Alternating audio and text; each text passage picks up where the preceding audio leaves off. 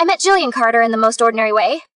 At a coffee shop in downtown Los Angeles, where the sunlight cut sharp squares across the tables and the barista spelled my name wrong on a paper cup.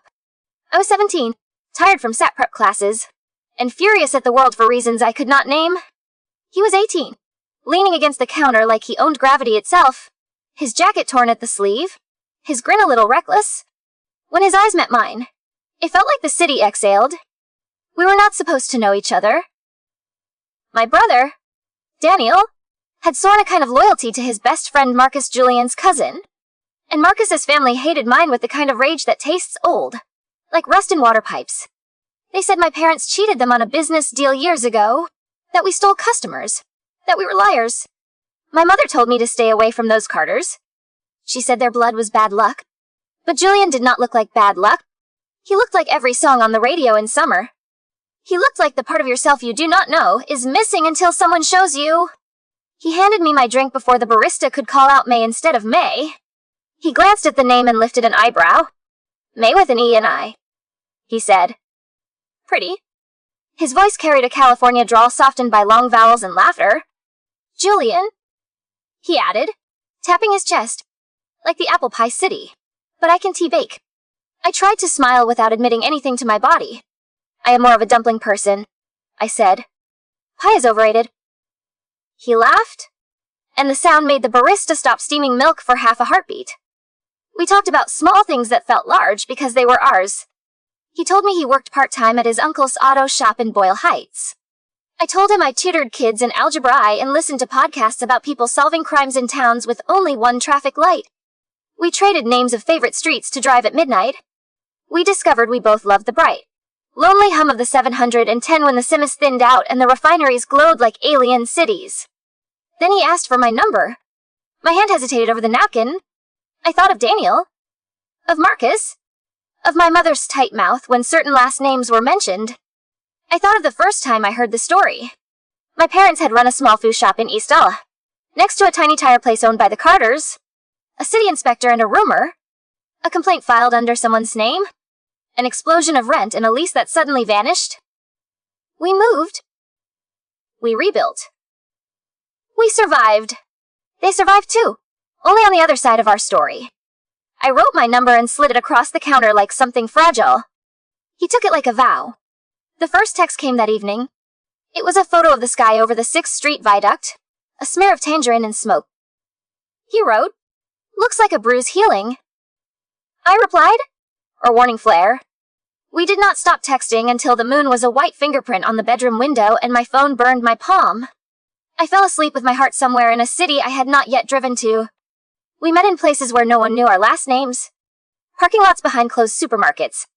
The sand-dark edge of Dockweiler Beach where planes tore the night open and stitched it shut again. A thrift store aisle in Highland Park where we stood shoulder to shoulder flipping through used records as if music might save us. He brought me a cassette of a local band called Echo Park Ghosts and a handful of wild fennel he swore he picked from the side of the freeway. I brought him pork floss buns from a bakery in Alhambra and a tiny silver lucky cat I found in a drawer at home. We traded offerings like kids in a myth-making private gods. His world was grease and grit, and the softness inside that he tried to hide. He knew the names of every bolt in a Honda Civic. Could tell you whether a belt was about to snap by the pitch of its whine. He knew the smell of engines the way my mother knew the smell of fish sauce and star anise. When he talked about torque, his hands drew shapes in the air, and I could see the future engines he would repair, the lives he would keep moving through the city. He said he wanted to open a shop where the waiting room had good coffee and books instead of dusty magazines. I told him I wanted to become a civil rights lawyer. He laughed and said, "Then we will fix the roads and the rules." Sometimes Marcus showed up in the background like a siren we pretended we did not hear. I had grown up with Marcus in my kitchen, his shoes in a line with Daniel's by the door, his laughter in our living room like a fast song. Marcus was the boy who taught me how to ollie on a skateboard using a ripped shoebox as a ramp. He was the one who cried when my grandmother died and stayed up with Daniel cleaning green bean casseroles off paper plates after the funeral. He loved my family with a stubborn, careless kind of loyalty, which meant he loved their grudges too. If he ever saw me with Julian, it would be a war we could not win. We were careful. We were not careful enough. The night everything cracked. The Dodgers lost by 1 run and the city felt like a soda shaken hard. Julian took me to a rooftop in the arts district where someone had strung fairy lights between vents and rusted pipes. We lay on a blanket that smelled like laundry detergent and dust. He played the tape he would found me on a battered Walkman, and we shared a single earbud because it felt like a ritual. He asked me to close my eyes and then he whispered, "Not like a line in a movie, not like a trick, just like the truth arriving. I am in love with you." The words fell into my chest and made it echo. I said them back because not saying them would have broken me open. The city hummed. Somewhere a siren wailed and then faded. We kissed like we were taking turns breathing. The door to the roof banged open. I sat up so fast I scraped my knuckles on concrete. Marcus stepped into the fairy light glow, and for a second his face was only surprise. Then it turned into something else. He looked at Julian, and then at me, and then at the space between us where our hands were still tangled. His voice was flat. "Daniel's sister," he said to Julian, as if he was identifying a weapon. He turned to me. He said my name like a chord struck wrong. "What are you doing with him?" Julian stood. He did not let go of my hand. "We are together," he said. "Don't do this, Mark." He put his body between us as if my heart had a door that could be held shut. Marcus laughed once, harsh as a bark. "Together?" He looked at me. "Your mom would rather see you drop out of school than see you with a Carter." He shook his head. "After what their uncle did to your parents." He did not say the details, but they hung there like smoke. An inspection called in. A building condemned. A lease snapped like a bone. I wanted to say we were more than old paperwork. I wanted to say we were not names on a grudge ledger. What came out was a whisper. "I love..." Marcus flinched like I had thrown something. For a heartbeat I saw the boy who used to rescue broken birds and place them in shoeboxes lined with paper towels. Then he put the mask back on. "You can he said. "You do not..." His eyes found Julian and hardened. "You set her up." Julian shook his head. "You know me," he said quietly. "I would never..." But Marcus was already turning, already halfway to the door, already pulling out his phone, already calling Daniel. I could hear my brother's voice on the other end, the first sharp syllables of my name. The staircase swallowed Marcus, and the door slammed like a gavel. By the time I got home, the living room lights were on, and my mother had that particular stillness of a person holding anger with both hands. Daniel paced like he was trying to wear a hole in the hardwood. My father sat at the table with his jaw clenched, the old scar on his thumb pale as chalk. They did not have to ask where I had been. They were not asking. They were judging a crime. "You humiliate us," my mother said softly, which is always worse than shouting. "With a Carter." Her lips wrapped around the name like it burned. "Do you know what his family did?" She did not wait for my answer. "You will not see him again." Something inside me refused to fold. I had inherited my mother's spine and my father's stubbornness, and in that moment they both belonged to me. "I will," I said. "I love..." The room reacted like I had dropped a match into a dry field. Daniel's face went blank with anger. "You love the cousin of the guy who stood by while his uncle wrecked our shop." He pointed toward the door like this was a courtroom and I was sworn in. "You betray me. You betray Marcus. You betray Mom and Dad." "For what?" "For a boy with a jack in a socket set and a pretty smile." I thought of Julian's hands on broken engines and on my cheek and on the future. I thought of the way he looked at me like I was worth the truth. I thought of my family as fear dressed up as honor. "I am not a flag you plant," I said. "I'm a person." And then, because I was shaking in 19 kinds of foolish and brave, I added, "You can ground me. You can take the car. But I'm not a war." They grounded me. They took the car. They changed the Wi-Fi password. They told my aunties and uncles, and in the mornings the phone rang with the sound of community disappointment. You would think shame would outshout love. Did not. It only made love learn to whisper louder. Julie did not text, because he was not reckless with my life. Instead, I found a note tucked under the lid of our mailbox, folded into a square so clean it looked ironed. It said, 6th Street Bridge. Saturday, 9 p. If it is 6, I carry the paper like a relic. On Saturday, I told my parents I was going to my friend Jasmine's house to study. I was not a good liar. I was a determined one. I walked 3 blocks. Doubled back. Caught the bus on Atlantic. Got off early. And walked the last mile with my heart counting my steps. When I saw the glow of the bridge against the night, I almost cried from relief. Julian leaned against the concrete, hands in his jacket pockets, hair messy in a way that meant he had tried and the wind had won. When he saw me, his smile was small and real, and I wanted to keep it in a jar and take it out on bad days. We stood for a minute without touching, just breathing in the same place. Then we stepped into each other's arms like a room that had been waiting. I do not want to be a grenade in your house, he said into my hair. I do not want to be the reason you lose your family. He pulled back enough to look at me, and the lights turned his eyes into something I could almost see myself inside. I will walk away if you tell me to. I shook my head so hard it made me dizzy. I am not asking you to go, I said. I am asking you to help me build a door. He laughed a breathless, broken laugh. A door? He said. Romeo and Juliet needed one of those. Also a landline that actually worked. We decided we would try to be honest, which felt like deciding to walk through fire carefully. We would not sneak forever because sneaking makes love small. We would tell the people who loved us who we had chosen, and we would hold the line, and we would not throw our families away even if they tried to throw us. We would choose to be brave and soft at the same time. The next step was Marcus. He avoided me at first, which hurt more than he knew. Finally, texted him, please talk to me. He sent back a single sentence that felt like a crack opening and maybe also like a chance. Tomorrow, 2 p. Echo Park? By the lady with the Swan Boat Rentals. He wore a black hoodie and a face I did not recognize. We stood by the water with the fountain throwing rain into the afternoon. The jacaranda trees were losing their purple like confetti from a party the city forgot to clean up. He did not hug me. He stared at the swan boats like they were floats at a parade he did not want to watch. Why him? He asked finally. A Carter? Because he makes the world quiet. Because he listens like I am a song. Because when I talk about law school, he looks at me like a sunrise he wants to stay up for.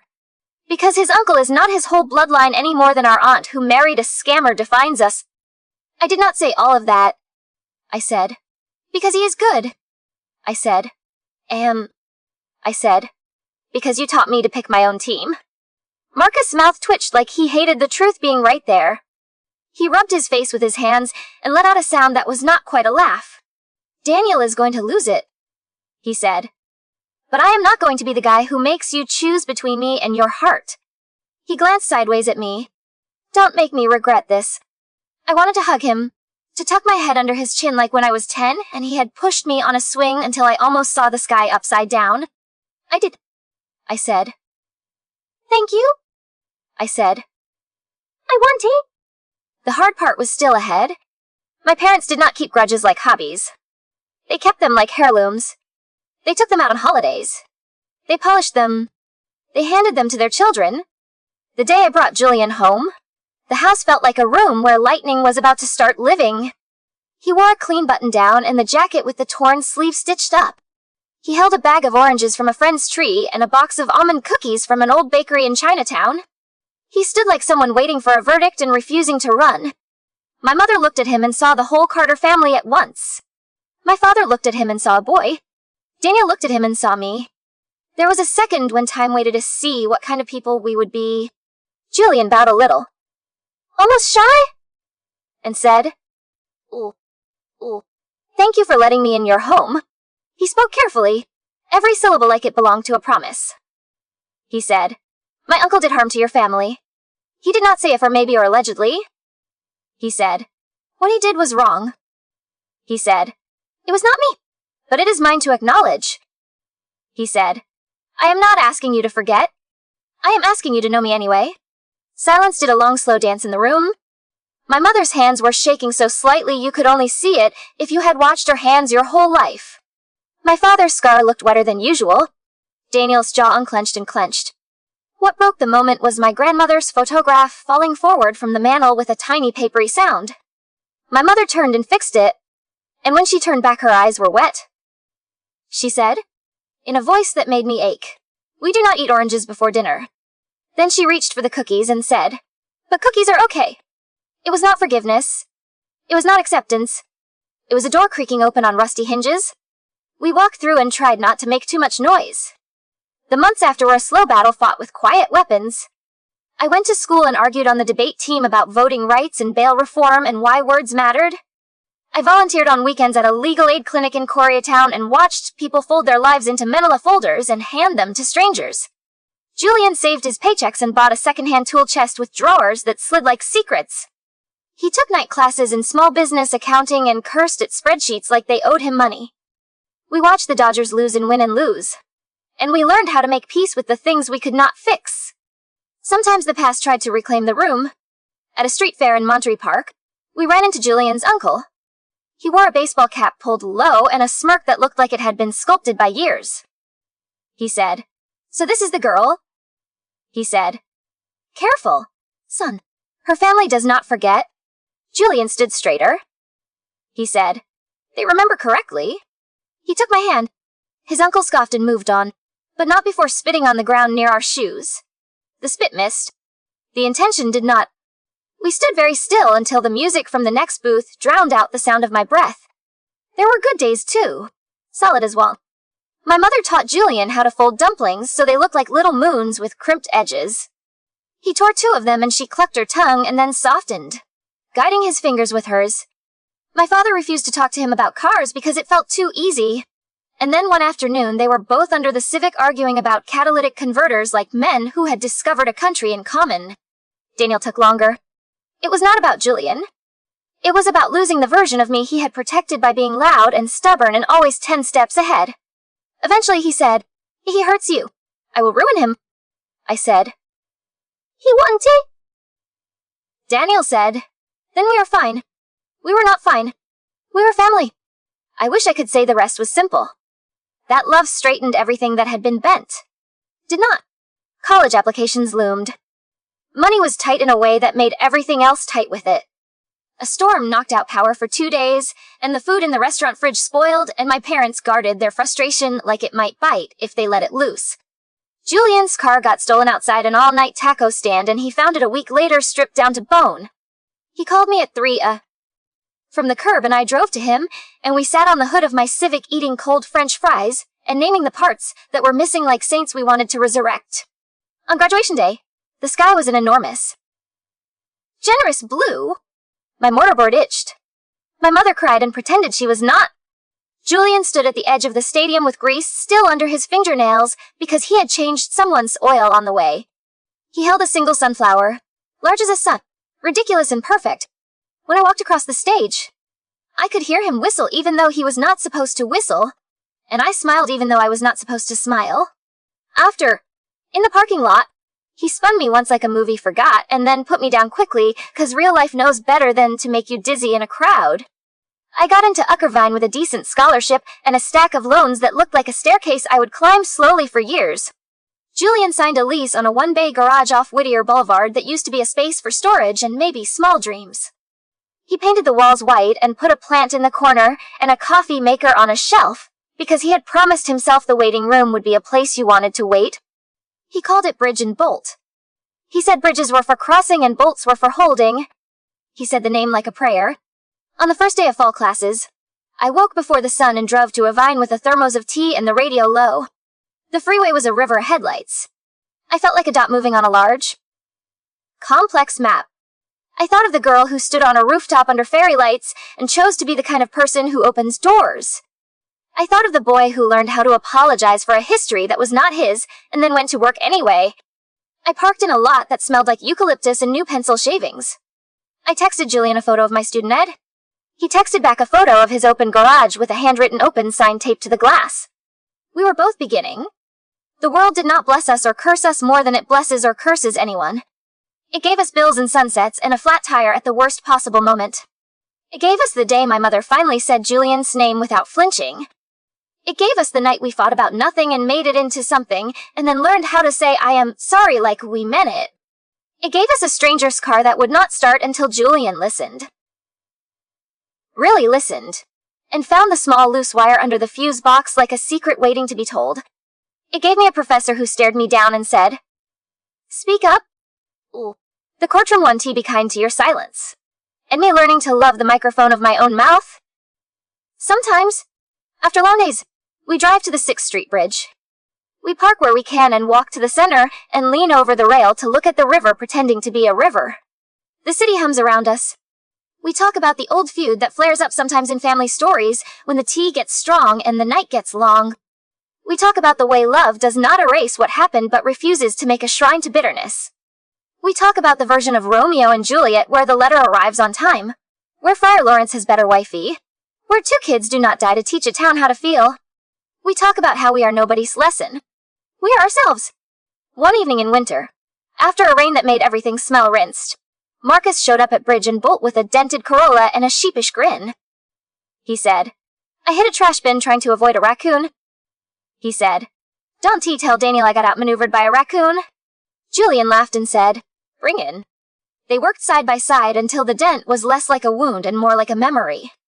Marcus paid in cash and a box of pastries from a place in Silver Lake with a line that insults your patience. He put the box on the counter and then, like it cost him something and gave him something back, he said to Julian, Julian nodded. He said, "Me too. About some things." They did not hug, because men are sometimes slow at that, but their shoulders looked less like shields when they stood near each other. On my first real case as a student advocate, I sat with a woman named Lydia who had been evicted from an apartment without cause. Her hands trembled when she passed me her paperwork. I saw my mother's hands in hers and my father's scar and my own stubbornness. I thought of a door on rusty hinges and the way it sounds the first time it opens in a long time. We want to stick. It was not everything. It was not nothing.